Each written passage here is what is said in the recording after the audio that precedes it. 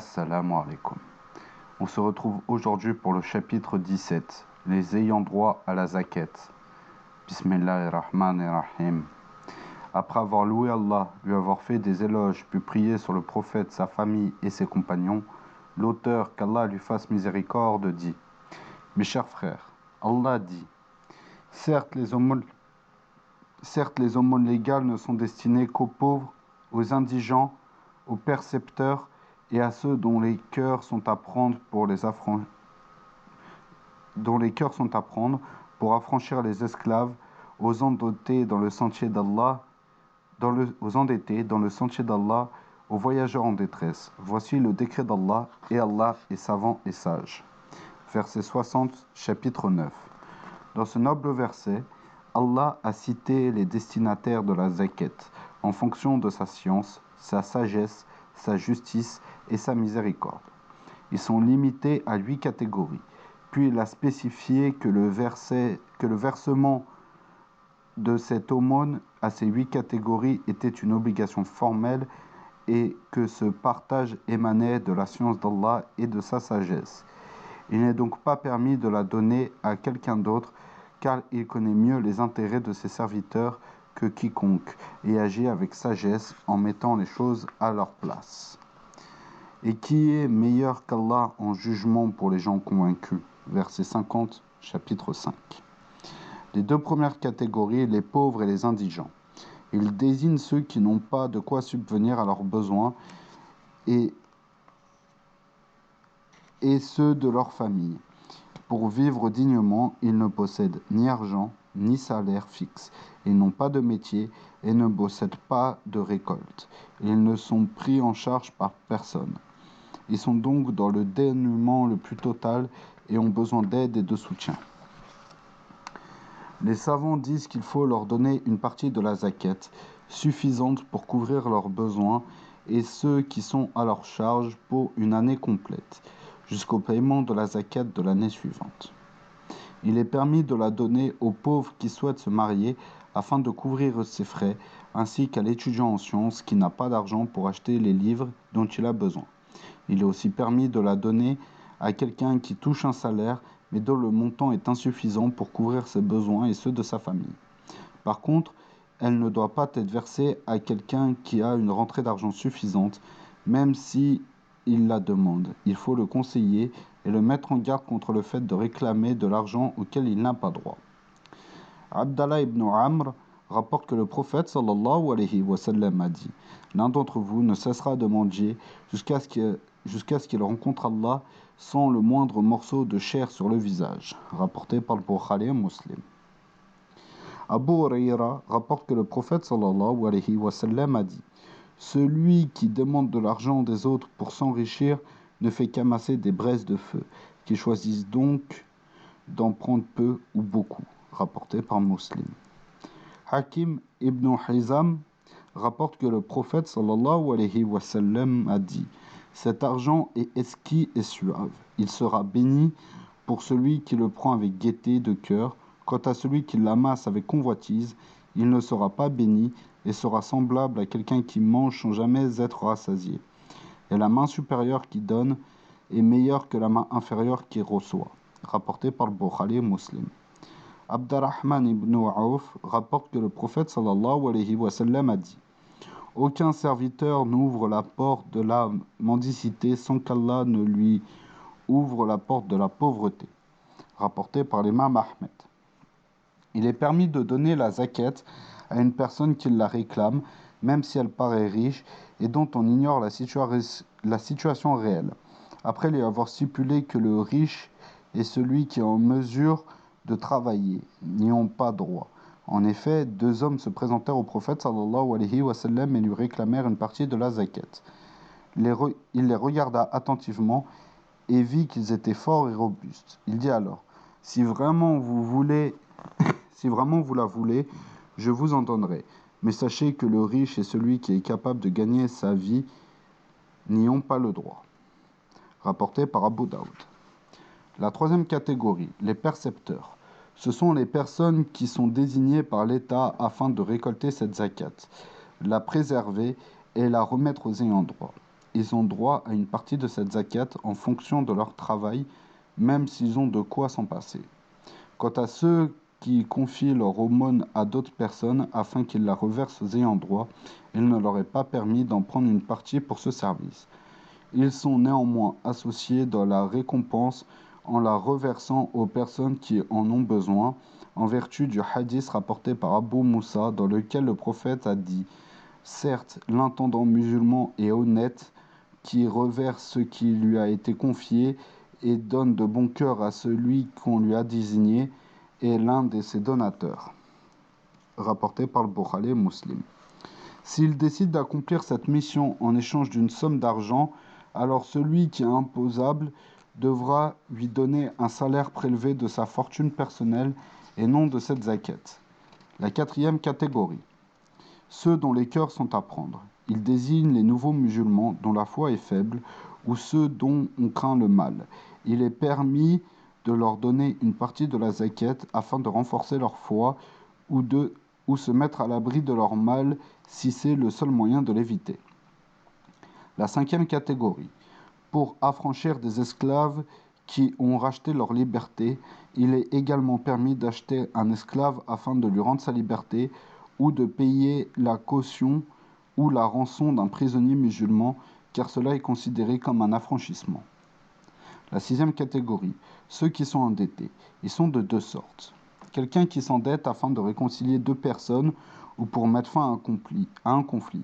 Il est permis de lui donner une partie de la zakat afin d'encourager et soutenir ce genre d'initiative qui vise à unir les musulmans, les réconcilier et à faire disparaître la haine et la discorde.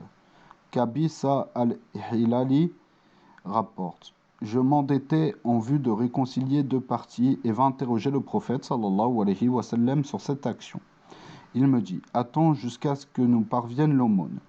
Nous ordonnerons qu'une partie t'en soit offerte. Puis il me dit, ô Kabisa, la demande n'est permise que pour trois catégories de personnes. L'homme qui assume une dette de réconciliation, il lui est permis de mendier jusqu'à ce qu'il la rembourse. Une fois sa dette épongée, il devra alors cesser de mendier. Rapporté par Muslim. Quelqu'un qui s'endette à titre personnel et qui n'a pas les moyens de rembourser, il lui est permis de lui donner une partie de la zakat suffisante à recouvrir sa dette, même si elle est importante. Il lui est permis de la donner directement à son créancier sans la remettre à l'emprunteur, car le but étant de rembourser le prêteur. La septième catégorie. Dans le sentier d'Allah, c'est-à-dire pour financer la lutte dans le sentier d'Allah, afin que sa parole soit la plus haute et non par chauvinisme ou pour défendre son clan. Il est permis de donner une partie de la zakat aux combattants avec cette intention, afin qu'ils achètent ses armes et son équipement. Tout ceci afin de préserver l'islam, de le défendre et d'élever sa parole. La huitième catégorie. Le voyageur. Il désigne toute personne en voyage qui a perdu son argent. Il lui est permis de lui donner une partie de la zakat afin qu'il rentre chez lui, même s'il est fortuné dans son pays et peut trouver des gens qui lui prêtent une somme d'argent.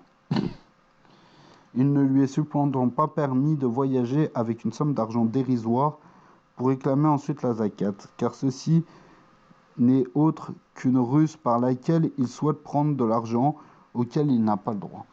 Il n'est pas permis de donner la zakat à un mécréant, à moins qu'il ne rentre dans la catégorie de ceux dont les cœurs sont à prendre. Il n'est pas permis de la donner à une personne riche ou qui a de quoi s'en passer grâce à une activité commerciale, à sa profession, à un salaire, à une rente ou à de l'argent qui subvient à ses besoins, sauf si elle fait partie des percepteurs et des combattants dans le sentier d'Allah ou de ceux qui s'endettent en vue de réconcilier deux parties. La zakat ne doit pas être versée pour échapper à une obligation, comme la donner à un invité au lieu de l'héberger, ou à sa femme et ses proches au lieu de subvenir à leurs besoins. Il est par contre permis de la donner à sa femme, ses parents ou l'un de ses proches afin de rembourser une dette qu'il n'arrive pas à recouvrir. Il est également permis de la donner à des proches pour lesquels il n'est pas tenu de subvenir à leurs besoins et qui n'a pas suffisamment d'argent pour le faire. Il est permis à la femme de donner sa zakat à son mari afin qu'il recouvre une dette ou autre, car Allah a lié le versement de cette aumône à des conditions générales qui englobent ceux que nous avons cités et d'autres également. Toute personne réunissant ces conditions ont donc droit à la zakat, et nul ne peut l'en priver, sans argument issu des textes ou du consensus. Zaynab al-Thaqafiyya, l'épouse de Abdallah ibn Mas'ud, rapporte: le prophète sallallahu alayhi wa sallam ordonna aux femmes de donner l'aumône. Je lui dis: ô messager d'Allah, tu viens d'ordonner l'aumône et je possède des bijoux que j'ai l'intention de donner en aumône. Mais Ibn Mas'ud prétend que lui et son fils sont plus en droit d'en bénéficier. Le prophète sallallahu alayhi wa sallam me dit: Ibn Mas'ud a dit vrai. Ton mari et ton enfant sont plus en droit de bénéficier de tes dépenses. Rapporté par le Bukhari et Muslim. Salman ibn Amir rapporte que le prophète sallallahu alayhi wa sallam a dit: les dépenses effectuées pour les proches sont comptées comme une aumône, mais aussi comme une préservation des liens de parenté. Rapporté par Ibn Majah.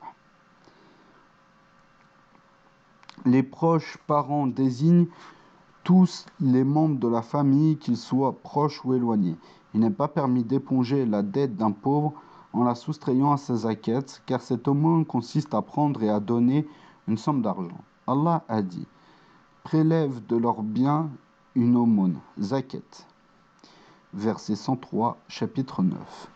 Et le prophète sallallahu alayhi wa sallam a dit: informe-les qu'Allah leur a imposé une aumône qui leur sera prélevée sur les biens de leurs riches et qui devra être reversée à leurs pauvres. Rapporté par le Bukhari et Muslim.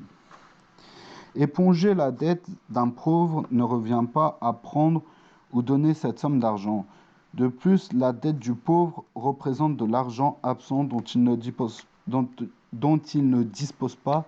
Il est donc interdit de le remplacer par l'argent présent, dont il pourra disposer. En effet, l'argent de la dette a moins de valeur que l'argent présent. Éponger sa dette reviendrait à échanger une marchandise avariée contre une autre de bonne qualité. Si la personne imposable fait son possible pour remettre sa zakat entre les mains d'une personne qui a droit puis s'aperçoit par la suite que ce n'est pas le cas, alors son aumône sera malgré tout considérée comme telle, car elle fait son possible pour craindre Allah, et Allah n'impose à une âme que ce qu'elle peut supporter. Abu Huraira rapporte que le prophète sallallahu alayhi wa sallam a dit: un homme dit un jour: je vais certainement donner une aumône. Il s'avère qu'il déposa son aumône dans la main d'un riche. Au matin, les gens dirent: quelqu'un a donné l'aumône à un riche. Cet homme dit alors: louange à Allah pour cette aumône faite à un riche. Plus tard, les anges vinrent le trouver et lui dirent: peut-être que l'aumône que tu as faite à un riche lui servira de leçon et il se mettra à donner lui aussi. Dans une autre version, ton aumône a été accepté. Rapporté par le Bukhari Muslim. Man ibn Yazid rapporte: mon père avait l'habitude de donner quelques dinars en aumône. Un jour, il les mit dans la main d'un homme à la mosquée. Je vins et pris ces dinars. Il me dit: par Allah, ils ne t'étaient pas destinés. Nous allâmes trouver le prophète sallallahu alayhi wa sallam qui nous dit: ô Yazid, tu seras récompensé selon ton intention. Ô Man, tu peux garder ce que tu as pris. Rapporté par le Bukhari. Mes chers frères, la zakat n'est acceptée que lorsqu'elle est reversée aux ayants droit désignés par Allah. Faites donc votre possible. Qu'Allah vous fasse miséricorde pour la reverser à leur destinataire, afin de vous acquitter de votre obligation, de purifier vos biens, d'observer l'ordre de votre Seigneur et de voir vos aumônes acceptées. Allah est le seul qui facilite les bonnes actions. Toutes les louanges appartiennent à Allah, le Seigneur des mondes, et que les prières et les salutations soient sur notre prophète Mohammed, sa famille et tous ses compagnons. Donc voilà pour le cours numéro 17. On se retrouve demain, Inch'Allah. Barakallahu fikum. Assalamu alaikum. اقرأ باسم ربك الذي خلق الإنسان من علق اقرأ وربك الأكرم الذي علم بالقلم علم الإنسان ما لم يعلم